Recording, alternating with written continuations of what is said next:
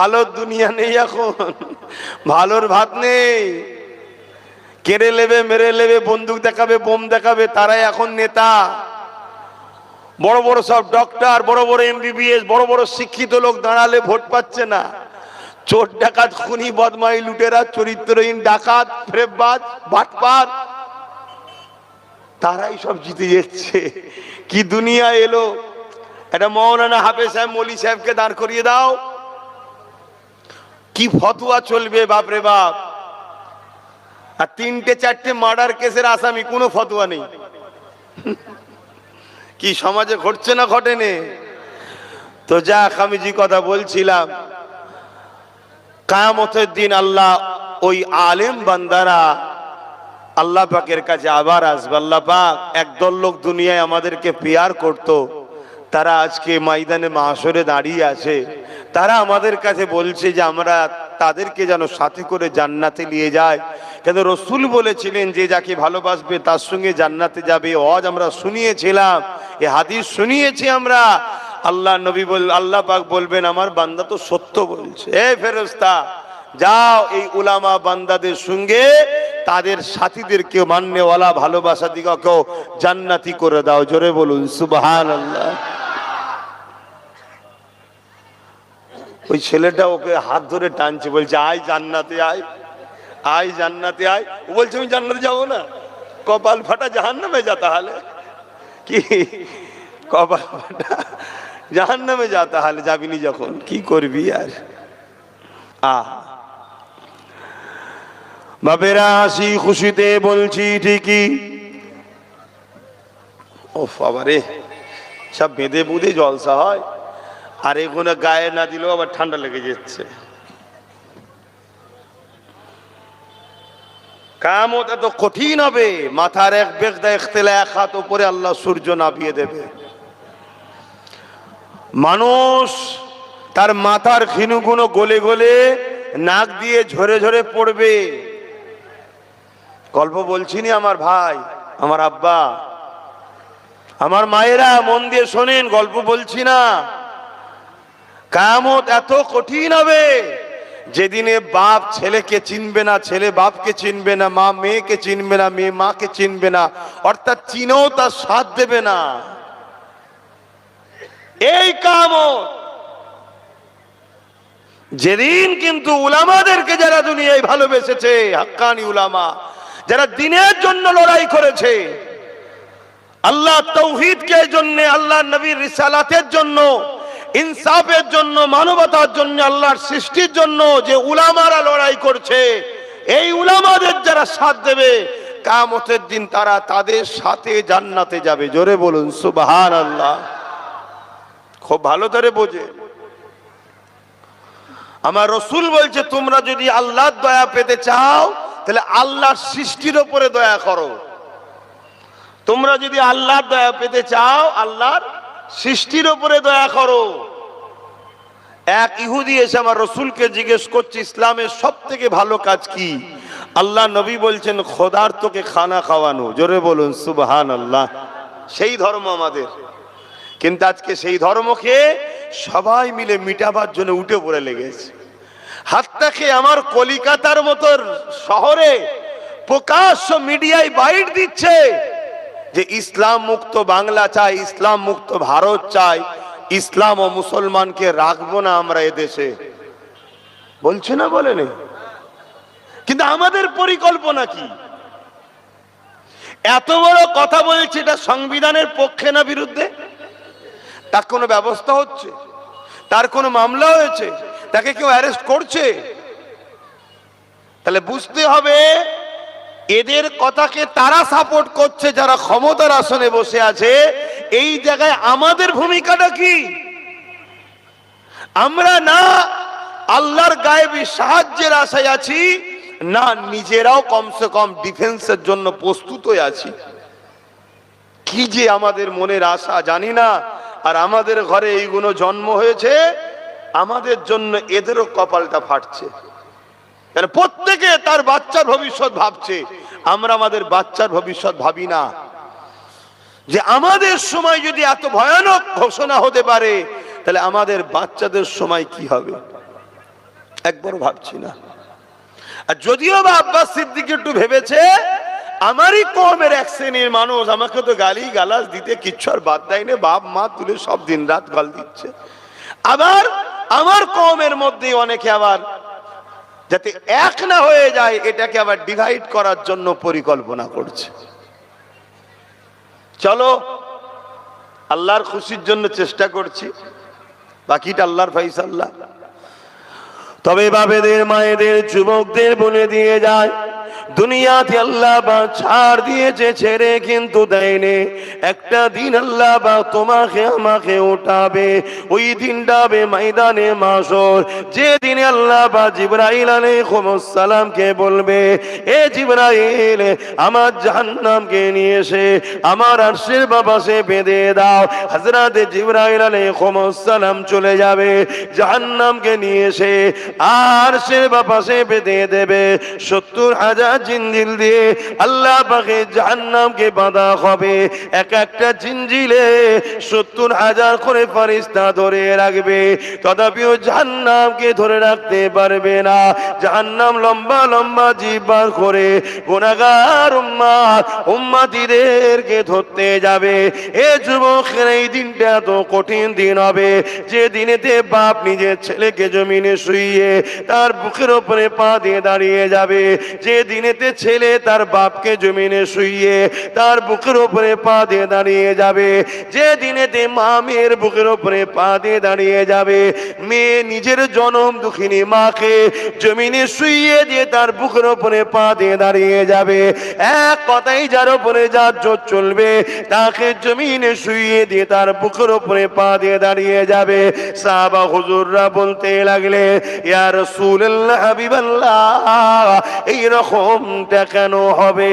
আল্লাহ নবী জানিয়ে দিলেন, বাবা সাহাবারা, লোহা যেমন আগুনে দিলে পুড়ে পুড়ে লাল হয়ে যায়, সূর্য সেদিন মাথার এক বেগ দেখতে লেখা তো পরে আল্লাহ নামিয়ে দেবে, সূর্যের 12 গুণ তাপ আল্লাহ বাড়িয়ে দেবে।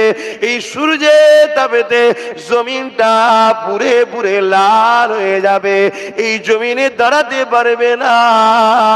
এই যার উপরে যার জোর চলবে তাকে জমিনে শুইয়ে তার বুকের উপরে পা দিয়ে দাঁড়াবে। কি হবে এই দিনে যুবক? ভাবো, তোমার কোন দাদা এদিন তোমাকে বাঁচাবে? তোমার কোন দিদি এদিন তোমাকে বাঁচাবে? কেন? তারা তো গে থেকে কনফার্ম টিকিটে জাহান্নামের লাইনে থাকবে, তারা তো তোমার আমার কাতারও দখলে থাকবে না। তাহলে এই দিনে তোমার আমার কি হবে? এই দিনে যখন আল্লাহ জিজ্ঞাসা করবে, এ বান্দারে, হাত দিয়েছিলাম আমি, আমার জন্যই হাতে কি করেছি বল? বান্দা, পা দিয়েছিলাম আমি, এই পায়ে আমার রাস্তায় কতটা হেঁটেছি বল? আমার জন্য কি করেছি বল? বান্দারে, জবানে কথা দিয়েছিলাম আমি, এই জবানের কথা নিয়ে আমার জন্য কি বলেছি বল? এ আমার বান্দারে, চোখে রোশনি দিয়েছিলাম আমি, এই চোখে রোশনি নিয়ে তুই আমার জন্য কি দেখেছি বল? বান্দারে, জিন্দেগি দিয়েছিলাম আমি, যৌবন দিয়েছিলাম আমি, তাকত দিয়েছিলাম আমি, জমিন আমার ছিল, আসমান আমার ছিল, গাছ তুই লাগাতিস, ওই গাছকে বাঁচিয়ে সরষের ফুল ফুটিয়ে ফসল ধরিয়েছিলাম আমি। এ বান্দারে, আমার জন্য কি করেছিস বল? কি উত্তর দেবেন বলেন? বলেন আমরা আল্লাহর জন্য কি কি করেছি? কিন্তু আমার কওমের মানুষ ইচ্ছা করে হোক আর অইচ্ছাকৃত হোক আল্লাহর দ্বীনের দুশমন হয়ে দাঁড়িয়ে গেছি আমরা। ইচ্ছা করে হোক আর অইচ্ছাকৃত হোক, জেনে বুঝে হোক বা না জেনে হোক, আমাদেরকে জালিমরা, যাদের জন্য আমরা সব করেছি, তারাই আজকে আমাদের কাছ থেকে আল্লাহ ছেড়ে দিয়েছে, রসুল ছাড়িয়ে দিয়েছে। তারাই আজকে আমাদের ঘরে এমন একটা জায়গায় নিজে দাঁড় করিয়ে দিয়েছে, আমরাই আমাদের ওয়াকাফের দুশমন, মসজিদ মাদ্রাসার দুশমন, আমরাই বড় দুশমন হয়ে দাঁড়িয়েছি। কেন? যে শক্তি দ্বারা ওরা আমাদের মসজিদ মাদ্রাসা মিটাচ্ছে, ওই শক্তিতে ওদেরকে শক্তিশালী আমরাই করেছি। কথা বলুন, ভুল বলছি আমি? তাহলে মূলত কেউ মসজিদ মাদ্রাসা ভাঙছে, কেউ মসজিদ মাদ্রাসার বিরুদ্ধে আইন করছে, কেউ মসজিদ মাদ্রাসার বিরোধী আইনকে সাপোর্ট করছে, আর তাদেরকে ক্ষমতায় আনার পিছনে আমাদেরই। তাহলে ওরা ডাইরেক্ট মসজিদ মাদ্রাসার দুশ্মন, আর আমরা ওদেরকে সহযোগী হিসাবে মসজিদ মাদ্রাসার দুশ্মন হয়ে গেলাম। কি জবাব দেবেন? আপনি কি ভাবছেন ওই দিন ধর বাবু, ওই দিন দেখা যাবে খুনি গোলে মালে যায় করে ইদিগুদি হয়ে যাবে খুনি, এটা ভাবছেন নাকি? বলে আমাদেরকে জিজ্ঞেস করেন না, প্রত্যেকটা মানুষকে ময়দানে মাশরে একটা পুল পার হতে হবে, একটা রাস্তা পার হতে হবে, পুল ব্রিজ পার হতেই হবে প্রত্যেকটা মানুষকে। যে পুল, যে রাস্তাটা চুলের থেকেও সরু, হীরের থেকেও ধার, প্রত্যেককে পার হতে হবে। ইমানদার চোখের পালক ফেলার আগে ওই পুল পার হয়ে যাবে ইমানের জোরে। জোরে বলুন সুবহানাল্লাহ। তাকে পার করাবেন কে? আল্লাহ। সব ক্ষমতার মালিক তো একজনই, আল্লাহ। এই যে হাত লাড়াচ্ছে, এটা আমার ক্ষমতা নয়, তো আল্লাহর ক্ষমতা, আমাকে ব্যবহার করতে দিয়েছে। এই যে জবানে কথা বলছে, এটা তো আমার নয়, আল্লাহ এর মূল মালিক, আমাকে ব্যবহার করতে দিয়েছে, আমি ব্যবহার করছি। জানটা আছে, এই সিস্টেম এমন চলছে। এটা কি? আল্লাহর হুকুম। রুটা কি? আল্লাহর হুকুম। এটা যখন খোদা বার করে নেবে, সব থাকবে, মুখ দিয়ে আওয়াজ, চোখ আছে দেখা, হাত আছে চলা, কোনো কিছুই নয়। তাহলে এইটার জন্য সব হচ্ছে, আর এটা কি? আল্লাহর হুকুম। কথা বুঝে আসছে তো? সেই জায়গাতে ওই পুলকে আল্লাহ চোখের পালক ফেলার আগে ইমানদারদের ঘরে আল্লাহ পার করিয়ে দেবে। জোরে বলুন সুবহানাল্লাহ। আর ওই পুলের তলা হলো জাহান্নামের আগুন, দাউ দাউ করে জ্বলছে। এ যুবক, একবারও কি মনে পড়েনি আজকে যদি মরি কালকে দুদিন হয়ে যাবে? আমি কি করছি? আমি যদি ইসলামকে ঠিকভাবে মানতে নাও পারি, কমসে কম ইসলামের ক্ষতিকারক যেন না হয়, এটা তো মাথায় রাখা দরকার। আজকে নাই হালকা বয়সে আমি একটু গান শুনে ফেলেছি, যাত্রায় গেছি, প্যান্ট শার্ট পরেছি, দাড়ি চেঁচেছি, সিনেমা দেখেছি, প্রেম ভালোবাসা করে ভুলভাল করে ফেলছি, কিন্তু কাল তো তুমি একদিন বয়স্ক হবে, হতে পারো তো তোমার সুযোগ, তুমি কালকে তওবা করবে, হাজি হবে, নামাজি হবে, আল্লাহ ওয়ালা হবে, চান্স আছে না? না, কিন্তু তুমি তো ইসলামের দুশ্মন হয়ে যাও। বলো, এগুলো ভাবো আমার ভাই বোনেরা। তোমাকে বড় প্ল্যান মাফিক প্রথম পাপী বানিয়েছে, আজকে তোমাকে যারা পাপী বানিয়েছে তারাই তোমাদেরকে আজকে ইসলামের দুশ্মন বানাচ্ছে। প্রথমে তোমায় গান দিয়েছে, মেলা দিয়েছে, ফাংশন দিয়েছে, কি বলে বিভিন্ন নাচ গানের আসর তৈরি করেছে, খেলার নামে ডেকে নিয়েছে, সেখানে নারীর নাচ দেখিয়েছে। কেন? তারা চাইছে তোমার ভেতরে ইমানটা আস্তে আস্তে দুর্বল হোক। কেন? ইমান যতক্ষণ আছে ততক্ষণ তোমাদেরকে তারা মিটাতে পারবে না, তাই তারা প্রথমে এগুলো করেছে। করার পরে আজকে তোমাকে এমন জায়গায় পৌঁছে দিয়েছে, চোখের সামনে দেখতে পাচ্ছ যে এরা ইসলামের বিরুদ্ধে, মসজিদ মাদ্রাসার বিরুদ্ধে, বোল্ডুজার যে মাদ্রাসাও ভাঙছে, এরপরেও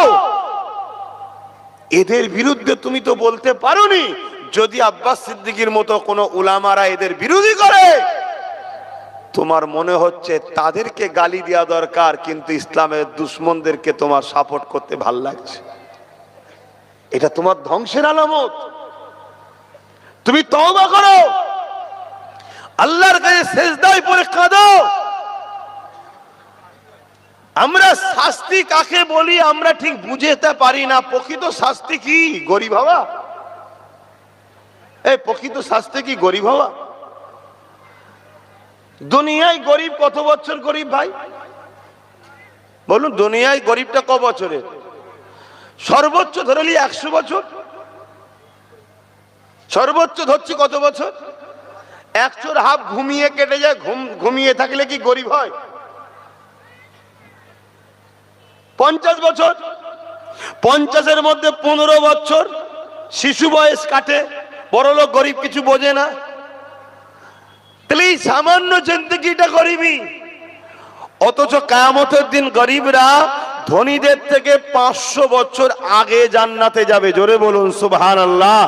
আর এই 500 বছর ধনীরা ময়দানে মাশরে থাকবে, যে দিনটা কত কঠিন হবে বুঝতে পারছেন তো? খুব ভালো করে বোঝেন। কিন্তু আজকে দুনিয়ায় প্রকৃত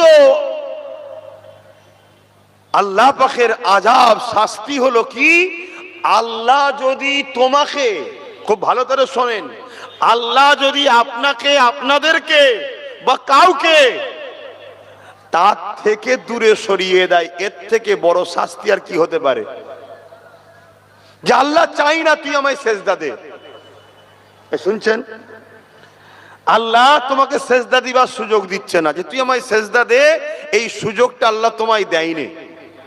বলো এর চেয়ে বড় কষ্ট দুঃখ আর কি হতে পারে? যে আমার প্রভু, আমার স্রষ্টা আমার সেজদা সে পছন্দ করে না, তাই আমাকে সুযোগও দেয় না দিবার। কিছু বুঝাতে পারছি তো নাকি? আল্লাহ চাই না তুই মসজিদে আয়, আল্লাহ তোমাকে তার থেকে সরিয়ে দিচ্ছে, তোমার খেয়ালই নাই। এর চেয়ে বড় আর কি কষ্ট হতে পারে যে আমার রব, আমার স্রষ্টা আমার উপরে খুশি নয়। একটা ব্যক্তি, মন দিয়ে শোনেন, একটা ব্যক্তি ফজর বেলা সুন্নাত নামাজ পড়ে ফজরের ফরজ নামাজের অপেক্ষায় বসে আছে, কখন ঘুমিয়ে পড়েছে। এমন সময় ঘুম ভেঙেছে ফজরের ওয়াক্ত এবার শেষ হব, তাড়াতাড়ি উঠে উযু আর না করেই নামাজ পড়ে নিয়েছে। সারা দিন তার বড় ভয়ে ভয়ে কেটেছে যে আমি বিরাট বড় ভুল করেছি, আমার উপরে হয়তো আল্লাহর আযাব হবে, কিন্তু কিছুই হয়নি। শুনছেন? ও পরের দিন কি করেছে, ইচ্ছা করে ঘুম থেকে উঠে উযু না করেই নামাজ পড়েছে, সুন্নত ফরজ। দ্বিতীয় দিন ভাবছে প্রথম দিন না হয় আমি তাড়াহুড়ো করে ওয়াক্ত চলে যাবে বলে নাই করিনি, কিন্তু আজকে তো ইচ্ছা করে করেছি, আজকে ঠিক শাস্তি আমার উপরে আসবে। সারাদিন কেটে গেল, রাত এলো, ঘুমিয়ে পড়লো, কিছুই হয়নি। তারপরের দিন সংসার জীবন ছিল, স্ত্রীর কাছে গেছে, গোসল ফরজ হয়েছিল, গোসল ফরজটা আদায় না করে ওই অবস্থাতেও নামাজ পড়েছে। শুনছেন? আজকে কিন্তু ভাবছে আমার রেহাই নাই, কিন্তু কিছুই হয়নি। এ যুবক মন দিয়ে শোনো, তুমি ভাবছো আমার তো কিছুই হচ্ছে না, তুমি কি হচ্ছে দেখো। একটা বন্ধু ছিল, সে ফলো করেছে, সে জিজ্ঞেস করছে, হারা তোর তো 3 দিন মন মেজাজ বড় খারাপ দেখছিলাম, কি ব্যাপার? আজকে তো ঠিক আছে দেখছি। তখন তাকে ঘুলিয়ে সব বলেছে যে প্রথম দিন এই হয়েছিল, দ্বিতীয় দিন এই ছিল, তৃতীয় দিন এই হয়েছিল, তো আমার তো কিছুই হলো না। বন্ধু আফসোস করে বলছে, হাই রে, তুই বুঝলি না তোর কি হয়েছে? বলছে কই, কিছুই হয়নি।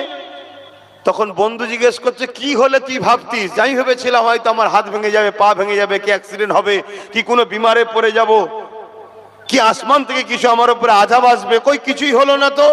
তখন বন্ধু আফসোস করে বলছে, যদি এগুলো কাজ হতো তাহলে হালকার উপর দিয়ে হতো, অনেক বড় শাস্তি আল্লাহ তোকে দিয়েছে, তুই বুঝতে পারিসনি। কি শাস্তি? আল্লাহ তোকে ইসলাম থেকে বার করে দিয়েছে, তোর খেয়ালই নাই। শুনছেন কি বলছি?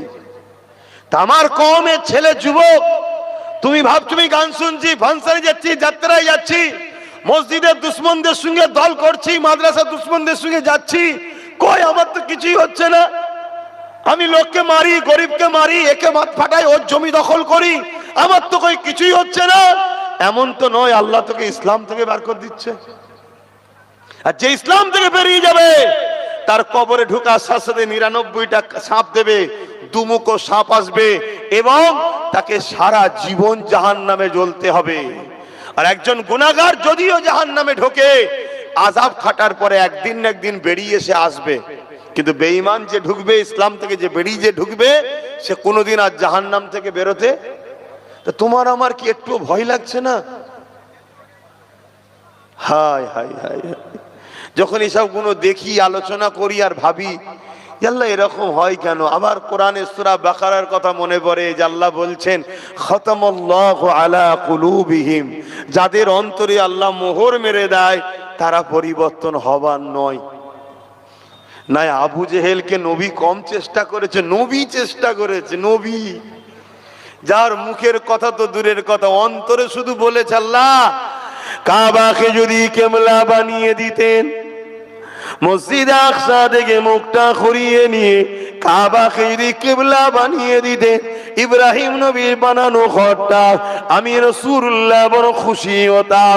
নামাজের মধ্যে হৃদয়ের মধ্যে শুধু ভেসে উঠেছে, আমার আল্লাহ জিবরাইলকে পাঠিয়ে দিল, এ জিবরাইল জলদি করে যাও, আমার হাবিবকে যে জানিয়ে দাও আমি আল্লাহ আমার হাবিবের মনের আশাকে কবুল করেছে। দূরে কাত নামাজ পড়া হয়ে গেছে, এখনো দূরে কাত বাকি আছে, বাকি দূরে কাত আমার হাবিব যেদিকে খুশি আমি আল্লাহ বা সেদিকে খুশি। কাবার দিকে মুখ করে কিয়ামত পর্যন্ত এটাই কিবলা হয়ে গেল।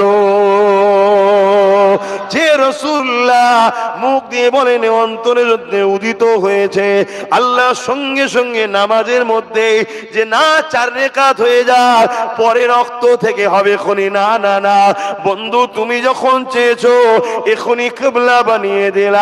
সেই রাসূলুল্লাহ আবু জেহেলকে কত বুঝিয়েছে, কত পরিবর্তনের জন্য চেষ্টা করেছে, কিন্তু আল্লাহ জানিয়ে দিয়েছে হাবিব যার অন্তরে আমি মোহর মেরে দিয়েছি সে কখনো পরিবর্তন হতে পারবে না। এ যুবক পরিবর্তন হও গো, তওবা করো, চেষ্টা করো, আল্লাহর কাছে সিজদায় পড়ে কাঁদো, ও রাব্বি আল্লাহ কেন আমি গান শুনতে চলে যাই, কেন আমি ফাংশনে চলে যাই, কেন আমি নামাজ থেকে দূরে থাকি, কেন আমি গান শুনি ভুল রাস্তায় যাই, ও রাব্বি আল্লাহ কেন আমি জালিমদের সঙ্গে দল করে ফেলেছি, এখনো কেন মন যাচ্ছে তাদের সঙ্গে যাবার, এখনো কেন মন যাচ্ছে হারাম অর্থের দিকে। এইভাবে আল্লাহর কাছে পানা চাও, সাহায্য চাও, কেননা আজ যদি তুমি সাহায্য না চাও, পানা যদি না চাও, মনে রেখে দিও ভাইদান ময়দানে মাশরটা বড় ভয়ানক হবে, যেদিনে তোমার পাশে কেউ দাঁড়াবার থাকবে না, ওই দিনে তোমার হয়ে কথা বলারও কেউ থাকবে না, ওই দিনে কারো কোনো জোর চলবে না। আমার আল্লাহ শুধু বলে দেবে যাও তোমাকে আমি জান্নাতি করে দিলাম, রুকারও কেউ থাকবে না। আর যাকে বলবে যাও তোমাকে জাহান্নামী করে দিলাম, ওই জায়গাতে কোনো রকম আর গুঞ্জাইশ চলবে না।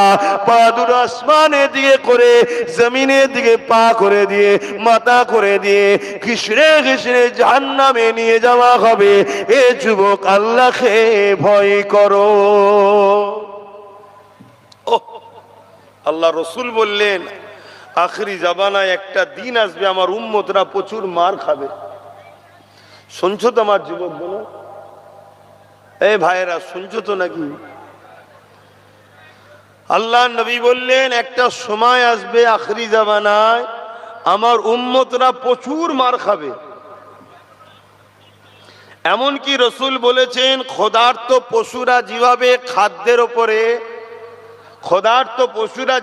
খাদ্যের ওপরে ঝাঁপিয়ে পড়ে, আমার উম্মতের ওপরে একদল মানবরূপী পশুরা ঝাঁপিয়ে পড়বে। আজকে বিভিন্ন জায়গায় মব লিঞ্চিং করে আমাদেরকে হত্যা করা হচ্ছে না, হয়নি? কথা বলেন হচ্ছে না, হয়নি? হ্যাঁ, কন্টিনিউ হচ্ছে, রোজ হচ্ছে। আরে মিডিয়ায় তো খুব কম আছে, এর থেকে আরো হাজারো গুণ হচ্ছে। যে গুণ আমরা মিডিয়ায় দেখছি এটা তো খুব কম, এর থেকে আরো হাজারো গুণ মেরে ফিরে সব মেরে ফেলছে। আর যারা মারছে তাদের পিছনে শাসকদের হাত আছে। শাসক বলছে চিন্তা করিস না, খুব যদি বড় আন্দোলন হয় তোকে ধরে কোন রকম নিয়ে আসবো, শুধু আন্দোলনটাকে ট্যাকেল করার জন্য হালকা ধারা দেবো, টুক করে বেরিয়ে চলে যাবি, আবার কে মারবি? শুনছেন তো নাকি? কিছুদিন আগে দেখলেন না আমারই বাংলাতে ওই কে যেন প্যাটিস নাকি বিক্রি করতে গিয়ে মার খেলো?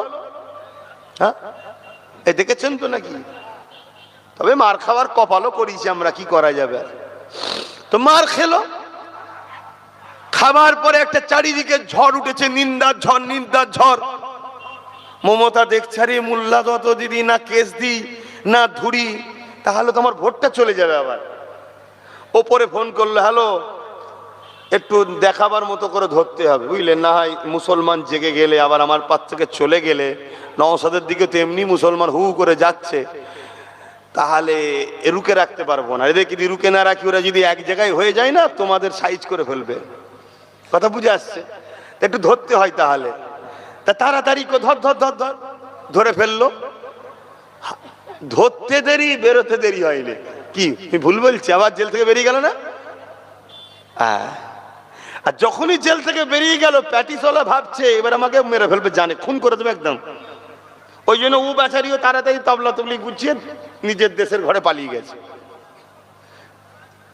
কি বুঝছেন? আমার আওয়াজ বুঝতে পারছেন তো নাকি? হ্যাঁ, আমি ওই সকল মৌলী সাহেবদের মতো নয় যারা ইসলাম মানে শুধু দাড়ি টুপি নামাজ রোজা মসজিদ মাদ্রাসা বোঝে। আমি ওই দলের লোক নয়। আমি নামাজ রোজা দাড়ি টুপি মসজিদ মাদ্রাসাও যেমন ইসলাম, তেমন অন্যায়কে মিটাবার নামও ইসলাম। আমি এই হুজুরদের দলে। কথা বুঝে আসছে তো নাকি? আমার নবীর মিশনটা কি ছিল? আমার নবী জালিমের বিরুদ্ধে লড়াই করে আল্লাহর জমিনে আল্লাহর সৃষ্টি মখলুক বান্দাদেরকে আজাদ করেছে। জোরে বলুন সুবহানাল্লাহ। আবার নবী নামাজও পড়েছে, সাহাবারাও পড়েছে, আমাদেরও পড়তে বলেছে। কথা কিছু বুঝে আসছে? মানে নামাজ পড়তে হবে, ওটা ব্যক্তি জীবনের কল্যাণের জন্য। আর সামাজিক কল্যাণের জন্য দুর্নীতিকে বন্ধ করতে হবে, জুলুমকে বন্ধ করতে হবে, খুনকে বন্ধ করতে হবে, রেপকে বন্ধ করতে হবে, নেশাকে বন্ধ করতে হবে। এটা কি ইসলাম নয়? কথা বলে। তো এইগুলো বন্ধ করতে গেলে ভালো ভালো রাজনীতির নেতাও দরকার আছে না নাই? এই কথা বলছে না তো। এখন আপনার মসজিদের ইমাম যদি বলে সামনে পঞ্চায়েতে এই বুথ থেকে আমি দাঁড়াবো, ওই গ্রামেই যারা নামাজ পড়তো তারাই ইমামের বিরুদ্ধে প্রথম দাঁড়াবে। ঠিক তো নাকি? এই ইমাম সাহেব এই কাজ করলো কেন? ওই ইমামকে আর রাখা যাবে না। এই নামাজি গুলোকে দেখে আমার মাঝে মাঝে ভয় হয়, যদি উমার ফারুক যদি আজকে এসে বলতো আমি অর্ধেক পৃথিবী চালাই আবার নামাজ পড়বো, এই মুসল্লি গুলো উমার ফারুকের বিরুদ্ধেও লেগে যেত, ওর পিছনে নামাজ হবে না কেন, ও নেতা। কথা বুঝছেন তো নাকি? আমার কথা ভুল হয়ে গেল নাকি? তোমার গ্রামে বলো, প্রত্যেকটা গ্রামে সব থেকে স্বচ্ছ ভালো লোক কে? আমাদের নজরে ইমাম তো। সেই ইমাম হয় কি করে? তারপরে নামাজ হবে না তো। ইমাম তো সে যে ওই গ্রামের মধ্যে সব থেকে ভিআইপি, তাই তো সেই ইমামতি করছে। তার পিছনে তবে দেখতে দেওয়া হবে।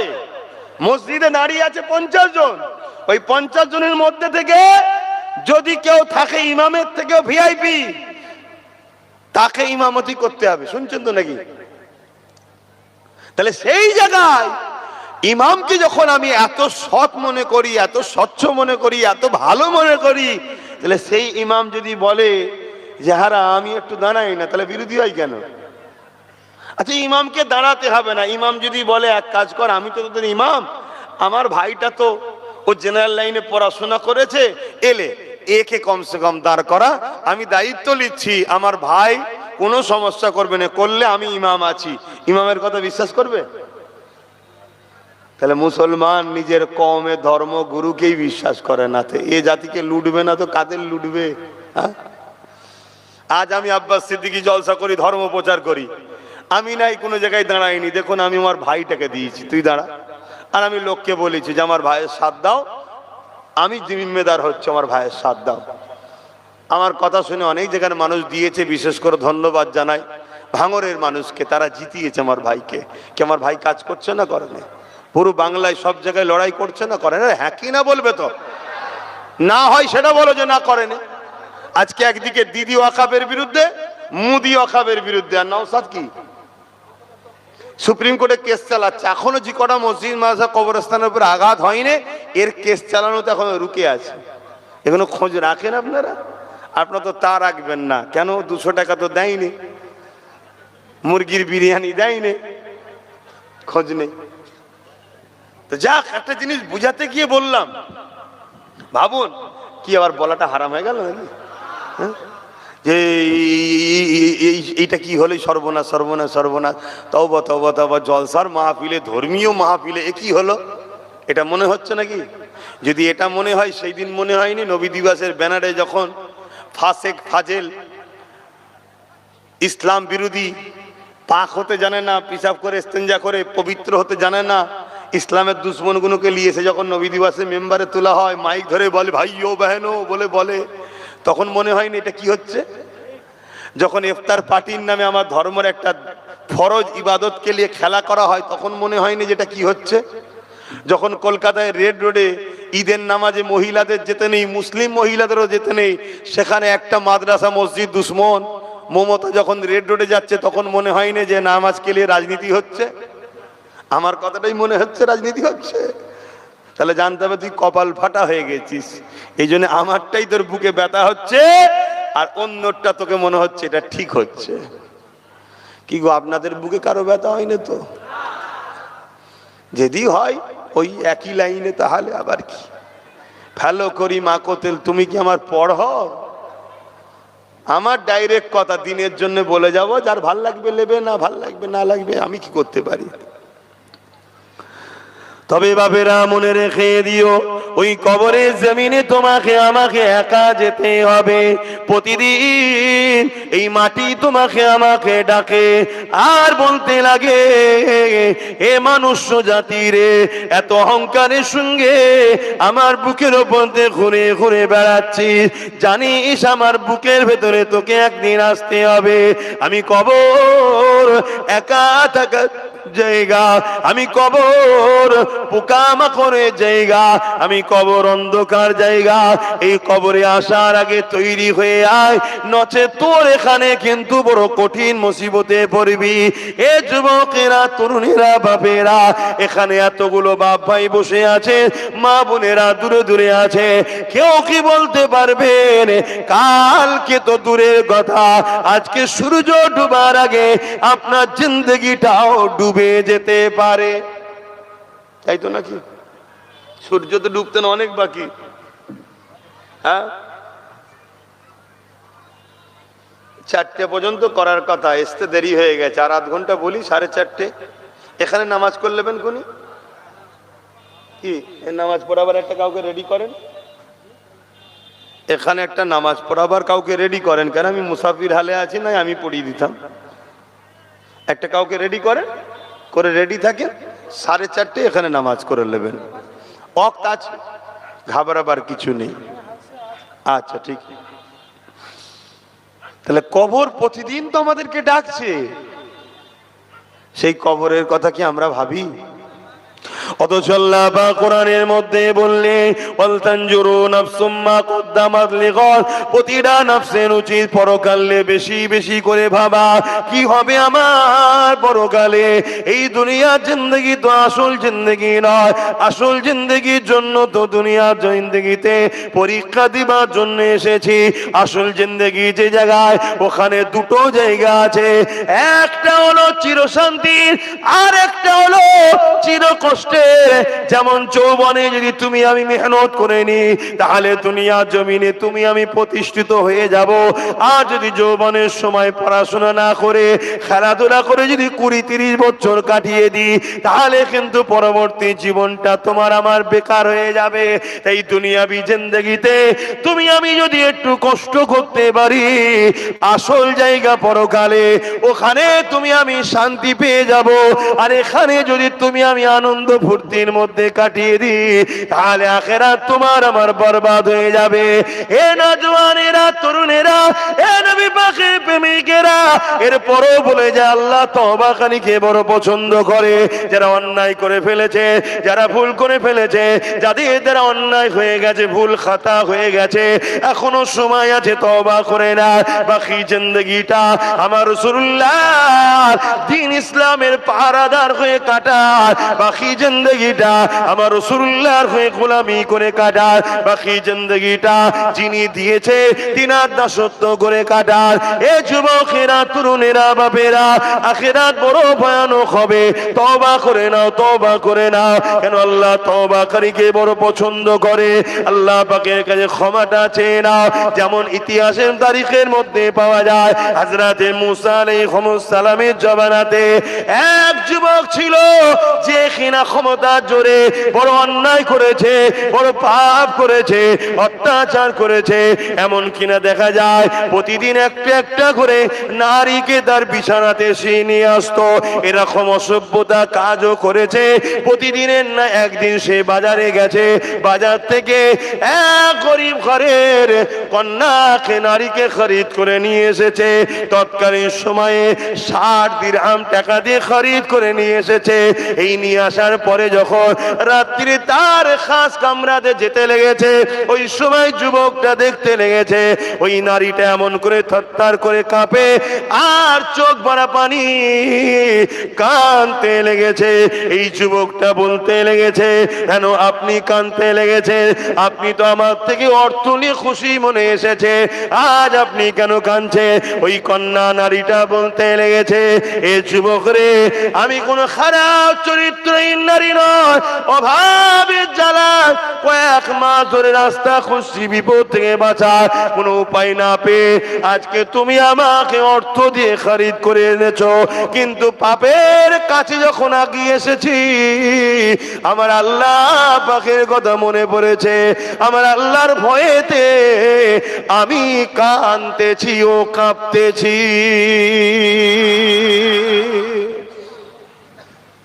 আল্লাহকে ভয় করো যুবক, আল্লাহকে ভয় করো। আমি আবার একবার ঘুরিয়ে বলছি, নিজের যদি গুনাহ করো, নিজের যদি ক্ষতি করো, পাপ যদি হয়ে যায় মাফ আছে। দিনের ক্ষতি করো না, দিনের দুশ্মনদেরকে সহযোগিতা করো না। আমি ধর্মগুরু, আমি কোনো রাজনীতির নেতা হয়ে প্রচার করতে আসিনি। কথা মাথায় ঢুকছে? তাই আমার ধর্মের যারা দুশ্মন তাদেরকে সহযোগিতা করো না। কোনো একটা বাড়িতে যদি আপনার গ্রামে চুরি হয়, আর চুরিটা হয়েছে মই লাগিয়ে ছাতে উঠে ছাতের দৌড় কেটে ঢুকেছে, এইভাবে চুরি হয়েছে। এই মই কার খোঁজ কর, খোঁজ করতে করতে দেখা যাচ্ছে পাশের বাড়ির লোকের মই, আর চোর হলো অনেক দূরের। পাশের বাড়ির লোকটাকে ওই চুরির কেসে পুলিশ তুলবে না? তুলবে না? সে বেচারি হয়তো মইটা শুধু দিয়েছিল, সে চুরিও করেনি আর মালের ভাগও পাইনি। হয়তো তাকে বলেছিল, ভাই আমি কারেন্টের লোক, লাইন ঠিক করতে এসেছি, দে বাবা মইটা, হয়তো এই বলে হয়তো নিয়েছে, সে তাও দিয়েছে। কিন্তু সেই লোক থানায় যাবে না? যাবে না? ধরা পড়বে না? পড়বে না? কেসের আসামিতে জড়াবে না? জড়াবে না? তাহলে আজকে তুমি হয়তো মসজিদ মাদ্রাসার দুশ্মনী করোনি, কিন্তু যাকে এই মই দিয়ে উপরে তুলেছো সে যখন দুশ্মনী হয়েছে, দুনিয়ার আদালত যদি পাশের বাড়ির মইওয়ালাকে না ছাড়ে, চোরের সাথে জড়ায়, তোমার দিনের দুশ্মনের সঙ্গে আল্লাহ তোমাকে ডাকবে না? ডাকবে না? তুই জালিম জানার পরও সাথ দিলি কেন? আগে নাই জানতিস না, দিয়েছিলিস আলাদা কথা, জেনে যাওয়ার পরেও দিলি কেন? জিজ্ঞেস করবে না? ভাবো। তরুণেরা, এই যুবকটা যখন ওই মেয়েটার মুখ থেকে, ওই বান্দির মুখ থেকে যখন এই খবরটা শুনলো, আল্লাহর ভয়ে সে কাঁপতেছে, আল্লাহর ভয়ে সে কাঁদতেছে। এই যুবকটার মধ্যে একটা অনুশোচনা তৈরি হলো, আরে আমি এত ধনী, আল্লাহ আমাকে এত অর্থ দিয়েছে, এত কিছু দিয়েছে, এরপরও আমার উচিত আল্লাহকে বেশি ভালোবাসা, এরপরও উচিত আল্লাহ সই মহাব্বত বেশি করা, তা না করে আমি আল্লাহ নাফরমানি করে বেড়াই। আর এই মেয়েটা এত গরিব হওয়ার পরও আমার আল্লাহকে কত ভালোবাসে, আমার আল্লাহকে কত ভয় করে, সে কিনা কোনোদিন পাপ করেনি, না ছাড়ে এসেছে, এরপরও সে কাঁদতে লেগেছে। এই দৃশ্য দেখে যুবকটার মধ্যে পরিবর্তন এসে গেছে। ওই যুবকটা ওই মেয়েটাকে বলতে লাগলো, এ মহিলা, আজ থেকে আমি তোমাকে বোন বলে সম্বোধন করলাম, তোমাকে আর অর্থ ফিরিয়ে দিতে হবে না, আমি তোমার সঙ্গে কোনো পাপ কাজে লিপ্ত হব না। তবে হ্যাঁ, একটা কথা বলবো, আমি তোমাকে সাক্ষী রেখে তওবা করতে চাই। আমি জনমের মতো পরিবর্তন হতে চাই। আর কোনোদিন শরাব পান করব না, আর কোনোদিন নোংরা কাজ করব না। এ আল্লাহর বান্দি রে, তুমি আমার জন্য সাক্ষী থেকে যাও।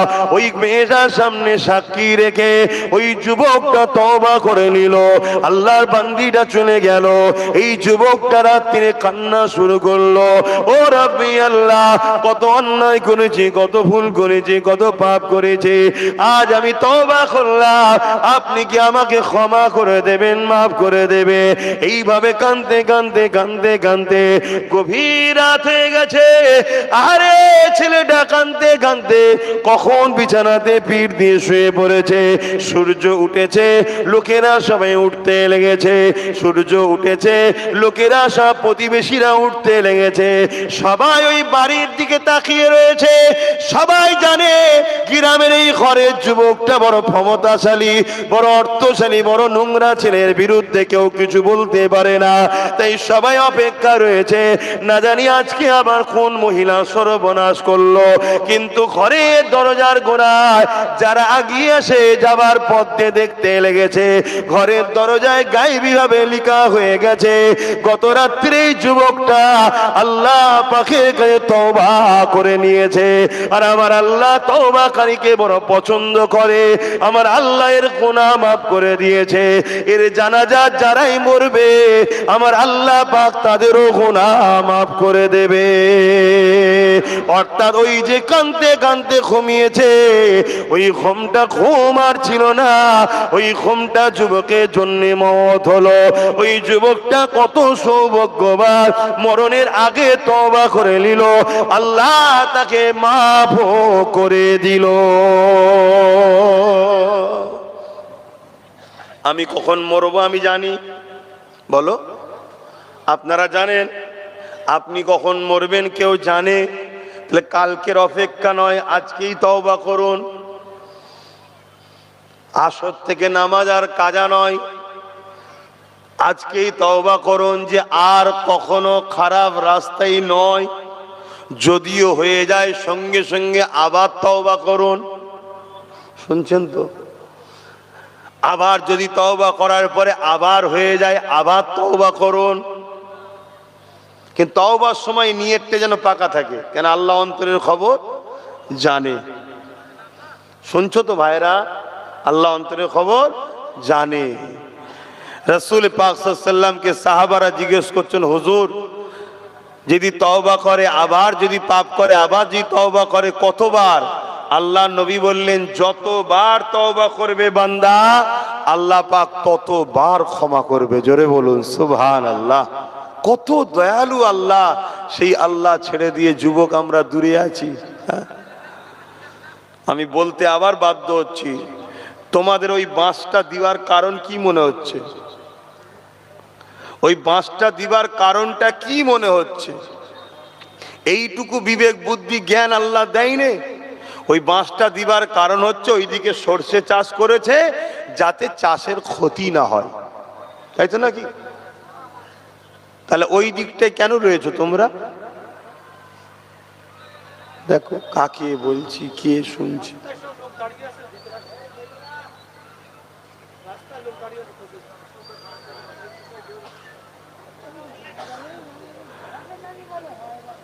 ইয়া নবী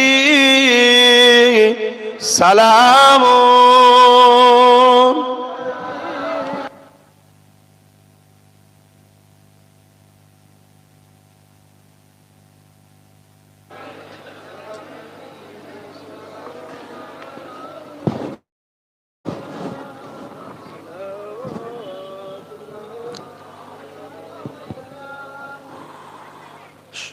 যারা রাস্তায় আছেন নেমে আসেন না, এই সুযোগে নেমে আসেন চচ্চর করে, এখনই তো দোয়া হবে। তাহলে আল বাদরু আলাইনা মিন শানিয়াতিল ওয়াদাই ওয়াজাবা শুকরু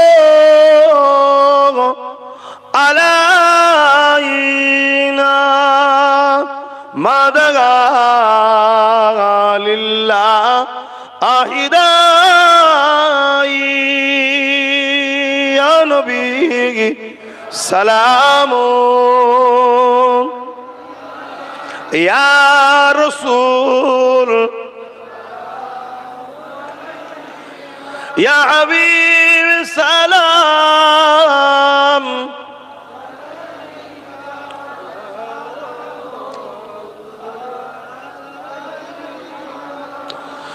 কঠিন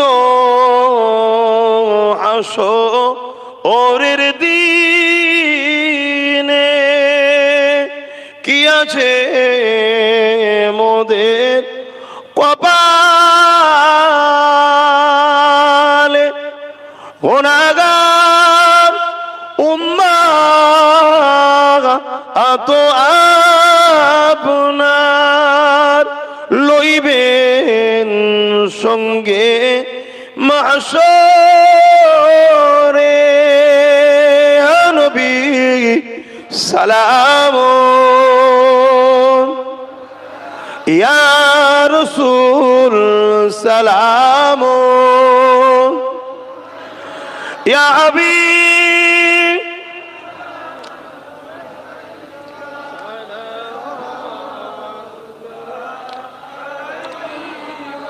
ভাই সংক্ষেপ করব, তার আগে একটা ছোট্ট কথা বলে যাব।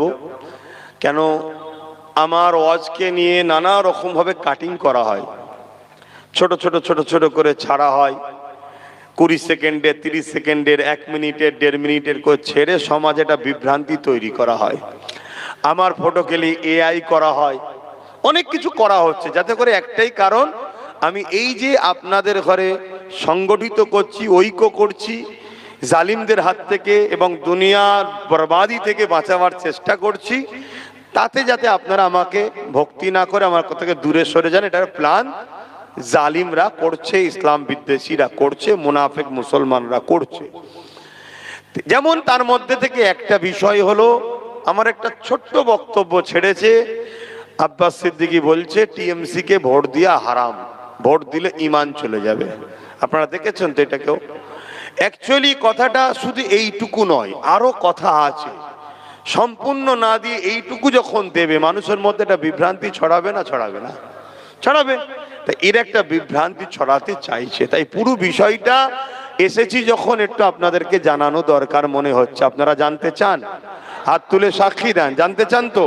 আলহামদুলিল্লাহ। বসেন, এই কথাটা একটু বলে দোয়া করে দেবো। দরুদ শরীফ আল্লাহুম্মা সাল্লি আলা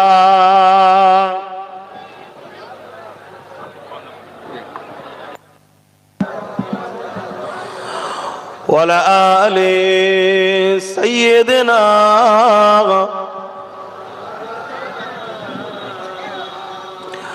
যাদের হৃদয়ে আছে আল্লাহর ভয়, তারা কবু নবী ভুলে যায় না।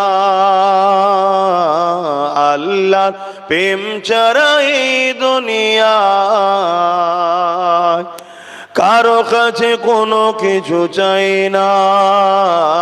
যাদের হৃদয়ে আছে আল্লাহর ভয়, তারা কবু নবী ভুলে যায় না। আল্লাহর প্রেম ছাড়া এই দুনিয়ায় কারো কাছে কোনো কিছু চাই না। রাতের আধারে যারা সিজদাতে রয়, দু চোখের রসতে নদী যেন বয়।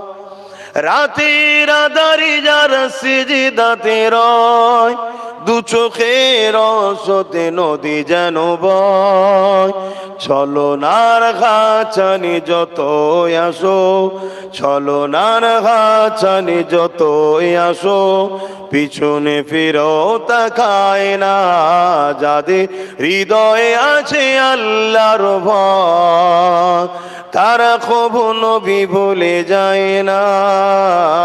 আল্লাহ প্রেম ছাড়া এই দুনিয়ায় কারো কাছে কোনো কিছু চাই না। দিন কায়েমের পথে যারা অবিচল,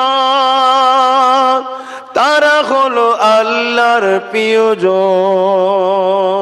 দিন কায়েম বলতে কি? দিন কায়েম বলতে কি? যারা এই জমিনের উপর থেকে অন্যায় মিটাতে চায়, ঘুষ মিটাতে চায়, দুর্নীতি মিটাতে চায়, জুলুম মিটাতে চায়, নারীদের অধিকার দিতে চায়, এতিমের অধিকার দিতে চায়, বিধবার অধিকার দিতে চায়, সাম্য শান্তি ন্যায় প্রতিষ্ঠিত করতে চায়, তাওহীদ এর রিসালাতের মেসেজকে প্রতিষ্ঠিত করতে চায়, তারাই তো হলো প্রকৃত আল্লাহর পেয়ারা। এটাই হলো ইসলাম। জোরে বলুন সুবহানাল্লাহ। দিন কায়েমের পথে যারা অবিচল, তারা হলো আল্লাহর প্রিয়জন। বাতিলের কাছে যারা হার মানে না, বাতিলের কাছে যারা হার মানে না, সংগ্রাম করে যায় অমরণ, যাদের হৃদয়ে আছে আল্লাহর ভয়, তারা কখনো ভুলে যায় না। আল্লাহ প্রেম যারা এই দুনিয়ায় কারো কাছে কোনো কিছু চায় না। আল্লাহুম্মা সাল্লি আলা